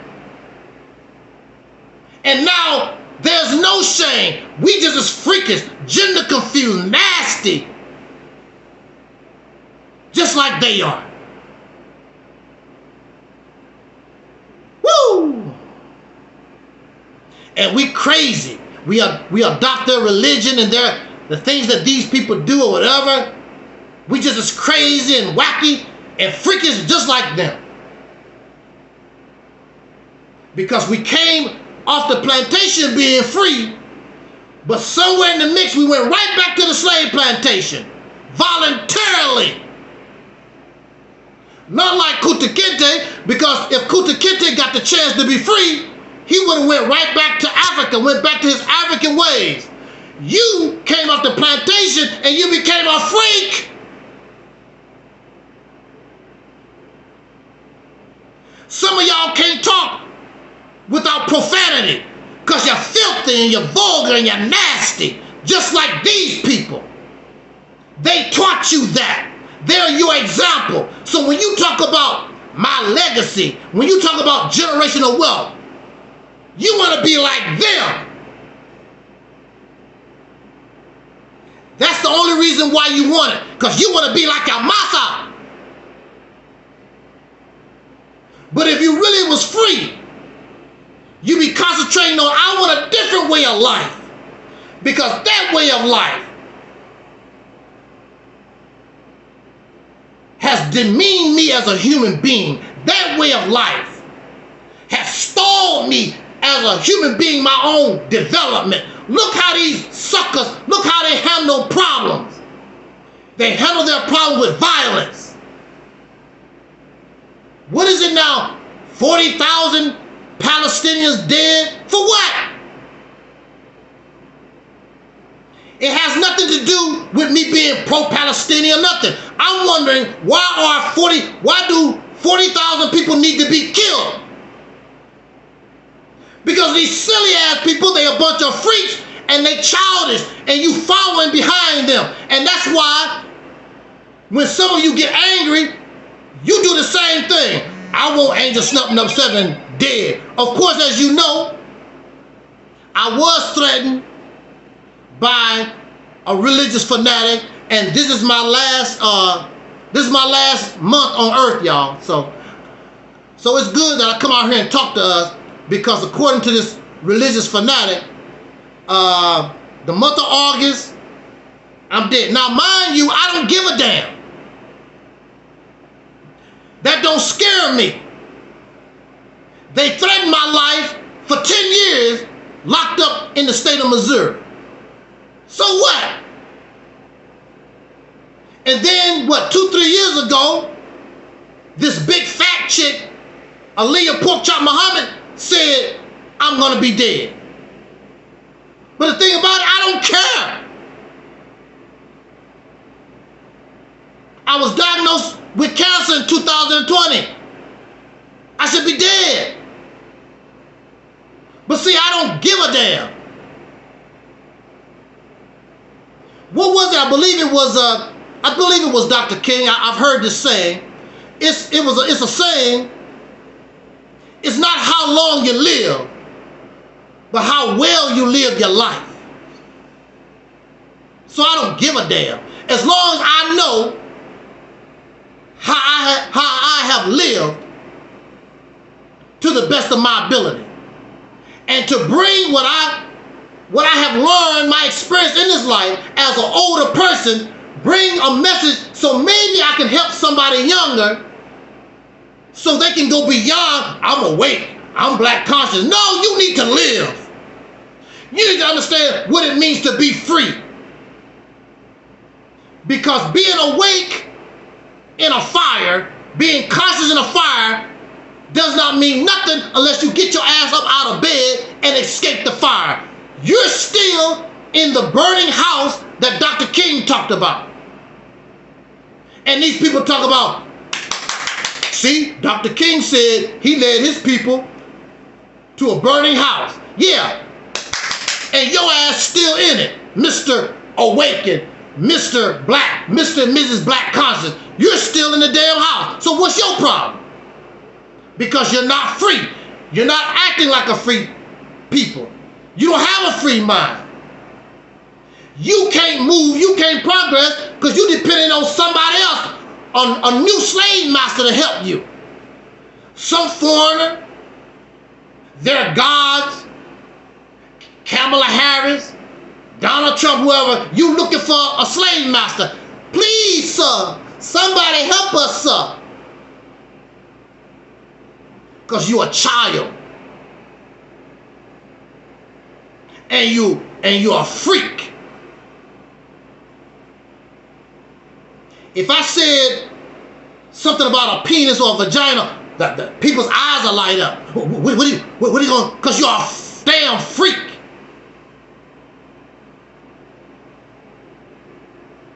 He said vagina. He said you get all lit up. You are an adult. You never seen a penis before. You never seen a vagina before. You're still tripping off your body parts.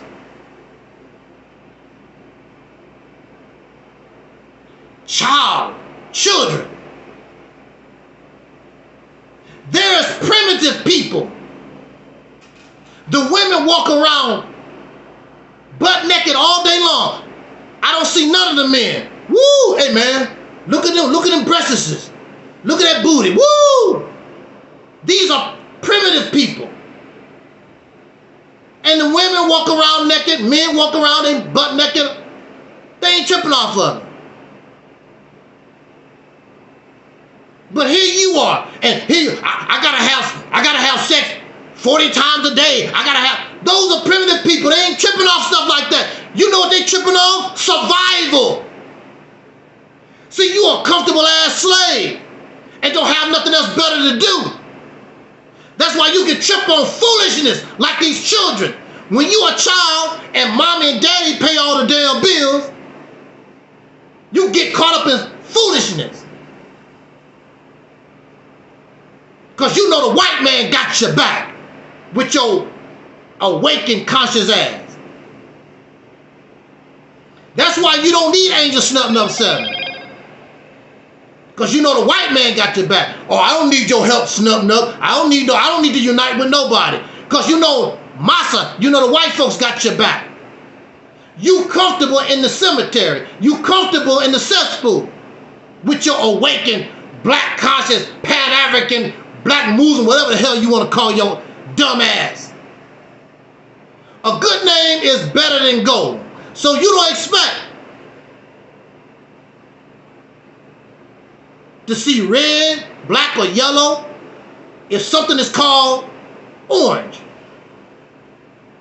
Here we are, the ones called colored, the ones called Negro in this country, and we adopted these names and these labels, and they see us. When did you come from Egypt? When did you come from Africa? When did you come from China? Well, all these When was you an Israelite? When was you a Moor? We adopt all these different names. Misidentification. It's like if you go to the store and somebody put corn on the label, but really it's peas inside the can. And that's what we are. Mislabeled. Because we are not a free people. We need a slave master. I want the Moors to be my slave master. I don't like white folks. I want the Moors to be my slave. Who don't exist. Who don't exist. They can't. Ain't no Moor can guide you anywhere. They don't exist. The Israelites don't exist. They can't guide you nowhere. The people that we follow, most of them don't even exist. They're gone. Trying to follow Malcolm X. He is not here no more. Elijah Muhammad is not here no more. We're grave robbers and we're obsessed with dead folk. It's like a child when your parents die. Mommy, Daddy, what do you do when you're an orphan and your parents die and you don't know your family? I'm going to say this, we need to get out of here. You need to understand this. You start all over again. You meet somebody, the child meets somebody, marries them, start their own family, and now it starts all over again. Brand new. And that's what the God in the Bible teaches. You don't even believe, because the scriptures say that this God will create a new heaven and a new earth, and the former things shall pass away. You can't let go of the former things. And what makes it so bad, they're not you. I don't have no problem letting all of it go, because it ain't me. I'm free. I can develop my own lifestyle. So you have a child that was an orphan that probably didn't really know their parents, maybe a little bit, but they start all over from scratch.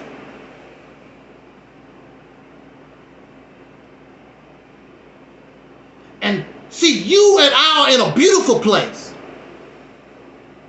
because nobody can claim we did anything to them unless we was instructed by white folks in their army. But we as a people have not done nothing to nobody. We've only been victims. Nobody can say, oh, you enslaved us. We did this. Nobody can say that about us as a people. I said as a people. Individuals don't count. I'm talking about as a people. So, brothers and sisters, we have not done nothing to nobody unless we was obeying Massa. Go fight in Vietnam. Go fight in North Korea, go fight in the Middle East, Afghanistan, whatever. But we as a people, we have no blood on our hands. And because of our experience, if you truly understood who and what you are, I'm not talking about that religious, that stuff that you have adopted. I'm talking about if you really understood how you were formed and how we come into being, we are in the best position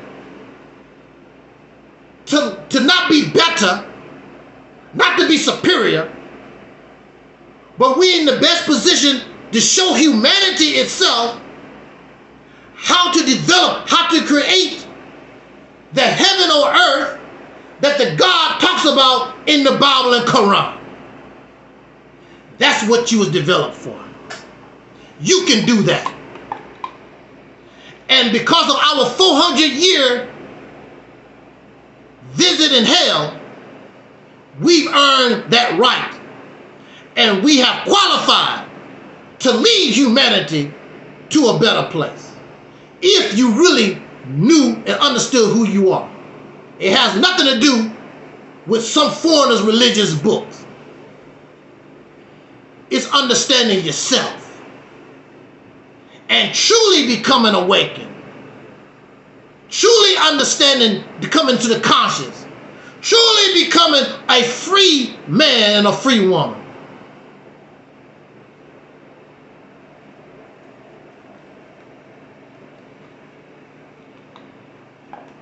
You regurgitate. You copy. That's why you don't understand Angel Snub 7. And you still a slave, a Pharaoh slave. But even a Pharaoh animal, they develop their own. If you release chickens, if you release pigs and cows, and just let them loose, they develop their own. And that's animals going on instinct. Here you are, a human being, able to reason, be analytical and think logically. And you gotta copy somebody. But a feral cat and a feral pig and a feral dog, they do their own thing. Because they free. These animals don't look at other animals, I want to be like so-and-so. They just become, they live their own unique life. You don't want your own uniqueness. You don't care about your own originality. You want to copy somebody. So you talk about legacy, a black legacy. You have no black legacy. Black legacy belongs to white folks. Because black is a European classification. That's their stuff. Michael Jackson, son of Jack, his legacy is really their legacy. It's very simple. And they will even tell you, black history is part of white history. It don't belong to you. It belongs to them. So your legacy is not even yours. And you carry their name. Jack's son of Jack.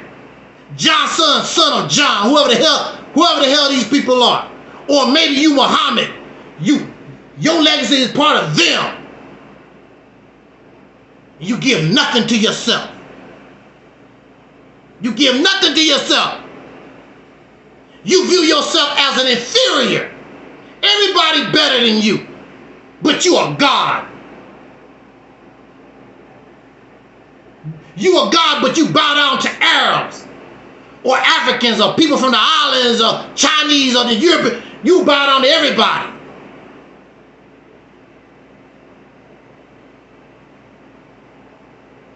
A legacy. So what kind of legacy are you building? The legacy of a slave. That's your legacy. That's not my fault. I'm just keeping it real. And you know that what I'm saying is real. You still their slave. You still Toby. Ain't nothing changed. But now you're a rich nigga. You're a nigga with generational wealth. But you still Toby.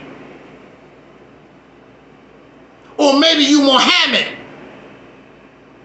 Or Yashara Elo. Or Echoline Bay or something like that. You somebody's slave. What is wrong with you developing your own originality, your own uniqueness? That's what this platform is about. I don't want to be them. They don't impress me. And the thing about it is, if you want to be them, you're going to have to accept the evil that they have done, because none of these suckers is holy and righteous. A lot of these people are slave masters, murderers, rapists, and that's what you want to be. So be it. But those who want to love yourself and see value in yourself and concentrate on our own self-development, we don't need them. Why would our ancestors suffer for 400 years just to be like the slave master, their enemy?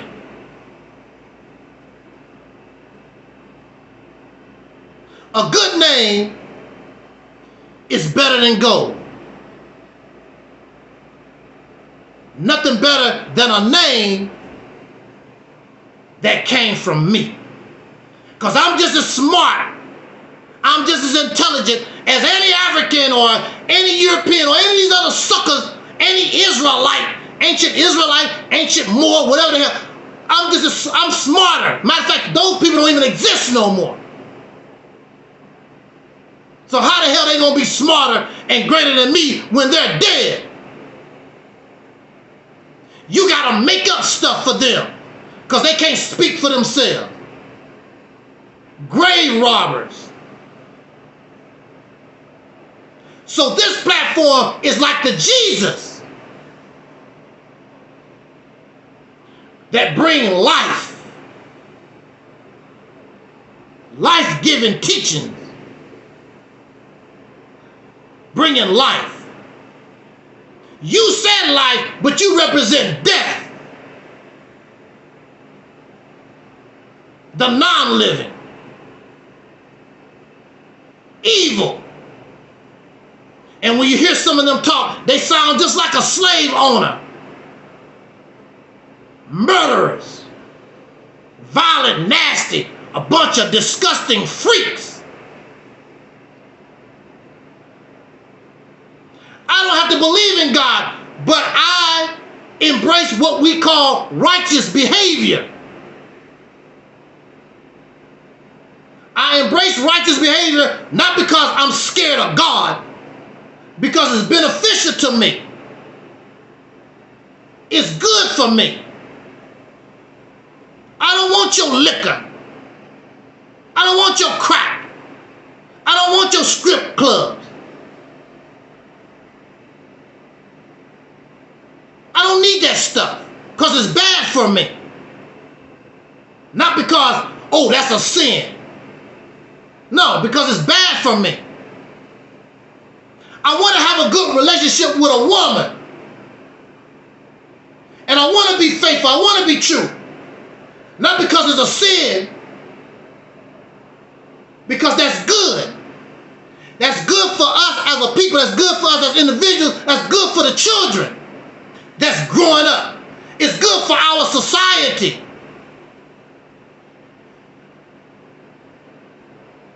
It's destructive when people live in hurt and pain, whether it is physically or mentally.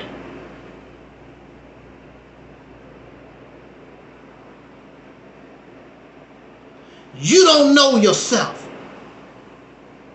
If only you could develop yourself and see who and what you really are. I'm not impressed by this stuff because I understand who and what I am. You really don't understand who and what you really are. So that stuff impressed you. They don't impress. The Quran don't impress me. The Bible don't impress me. What they did in African Kemet and Timbuktu, that don't impress me. Behold, I make all things new. That's why they don't impress me. Because the former things pass away. Again, I could be in error. I could be off base. I still have a little time. Come on here and show me that I'm off base. I know you can't. The only thing you can do is agree. A wise person would say, I hear you, brother. We got to do better. That's what a wise person would say, because it's true. What I've been saying is true. It's facts. Anything other is denial. And if you're happy on the slave plantation, if you're happy playing in the cemetery, so be it. But don't come around me smelling like decomposition. Woo! Stinking. Because I'm gonna have to tell you, hey, you smell. I try to do it nice, but you stink. You've been playing in the graveyard. You got flies buzzing around you. You got the vultures in the air.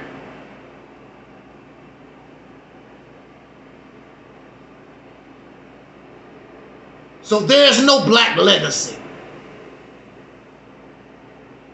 Because a slave, an oppressed people, somebody under another person's rule, you don't have no legacy.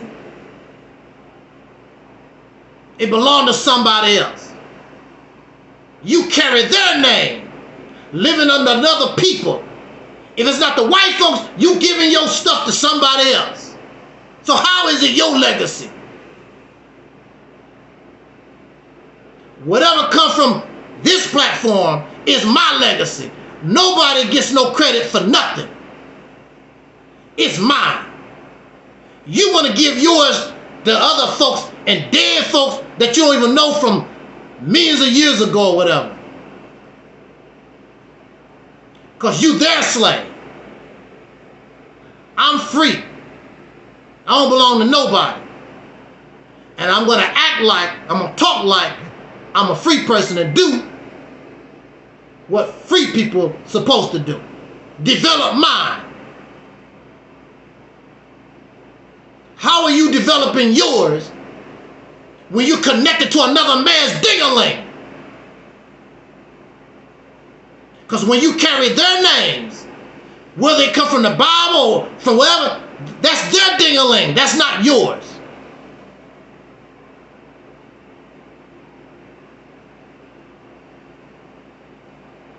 It's not your legacy. Michael Jackson, son of Jack.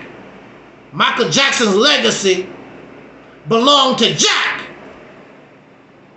And Michael Jackson himself gave his legacy to outside of his own.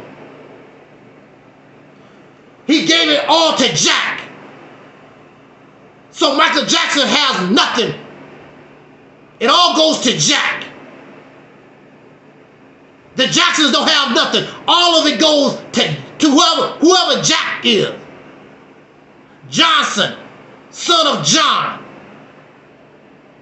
John get it all. Because that's the slave master.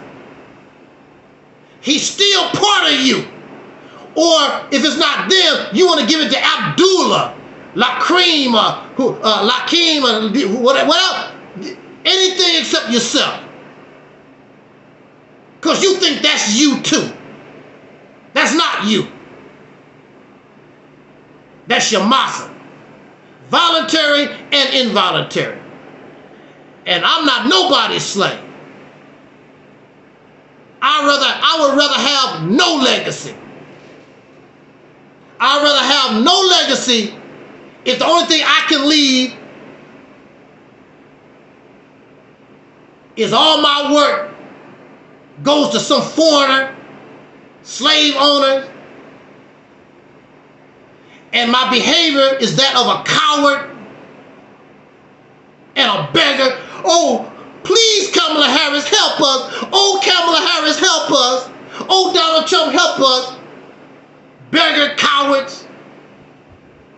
The legacy of being a grown man and you're a child.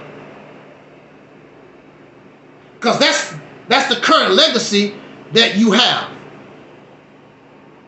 You rich and you got generation, you have generational wealth.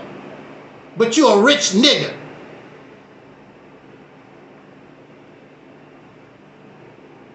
And the only one you're going to impress is another slave. I'm not your slave. That's why I don't care how much money you have. I don't care who you think you are. You can't impress me because I understand that you're nothing but a slave. And you don't impress white folk. You don't even impress these migrants coming across the border. You don't impress them. Because in less than 10 years, they probably have what you got and more within the next 10 years. That show you how pitiful you are. Your legacy. And that's the reality of it. Truth hurts. Again, I could be in error. I could be in error. Please help me. If I'm in error, please help me. I know I intimidate folks or whatever, but I want to be right. So help me. Don't make mockery of me. Don't say, oh, brother, you. No, I will be quiet. People come here all the time. I'll be quiet, let you talk, and help me. Cause I'm lost. I'm lost, y'all. I admit I'm lost. I just be talking some stuff. I'm lost. Can somebody help me?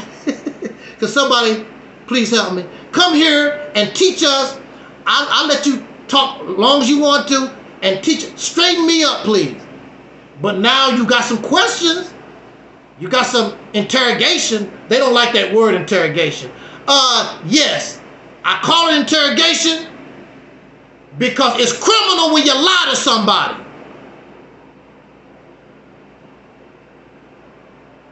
That's why I love the word interrogation.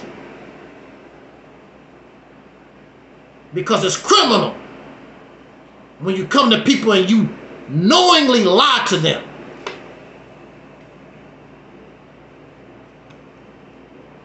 With that said, we're going to get out of here.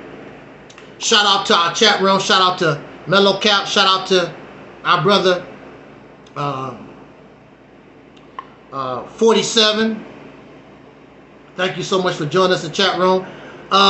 We are simulcasting on Angel Snub 7 YouTube channel, Facebook, Reality's Temple on Earth Internet Ministry, Facebook and all its affiliates. And this is Reality's Temple on Earth Internet Ministry YouTube channel. I appreciate it. Thank you so much for joining us. I had to talk about this topic because I've seen so many brothers on Facebook talk about my legacy. My legacy. What you talking about? Your legacy. My biological blood and all this nonsense that don't mean nothing. It don't mean nothing when you are under the rule of another man. It means nothing. Your legacy, in reality, don't even belong to you. It belongs to them.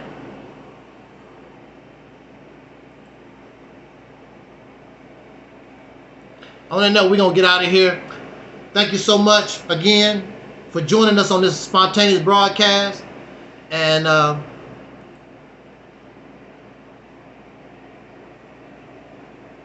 don't know when the next broadcast. It'll probably be spontaneous also. But it's always an honor that you would come and give us a few moments of your time to listen to what we have to say. I appreciate it. And again, and I say this over and over again, I could be in error, I could be wrong. Come here and show your brother, cause I was lost. I don't know what they right. I don't know what I'm talking about here. I lost. Come and help your brother. What you scared of? I'll tell you what you're scared of. You're scared of the real truth. You're scared of reality. And that's why they're not going to come here and mess with me. Because they know what the deal is. So I want to know we're going to go ahead and get out of here. Thank you for listening. Jot down your comments, subscribe. Those, if you want to make an Angel Snuffing Up channel, do so. And those of you who don't know about the Mississippi campaign, just do a Google search, because I have it on Facebook, I have it on Rumble, I have it here. Operation Exodus Mississippi Campaign for Dummies. That's probably one of the best videos, compilations that I put together.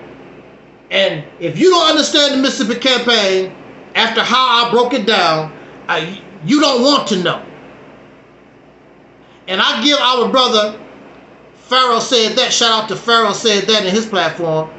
That man just automatically saw what it was. Now, you don't have to support it or do anything, but don't go out here and that ain't gonna work and blah, blah, blah. Because we know the vision is quite clear. Give the vision, give the proposal its respect. Because you're not gonna come here and challenge me with that stuff that you've been doing for the last 50 years. We know ain't did nothing in the last 50 years. We need something strong. We need something new. We need to free our mind. We need to start living and get up out of this graveyard. Let's get out of here.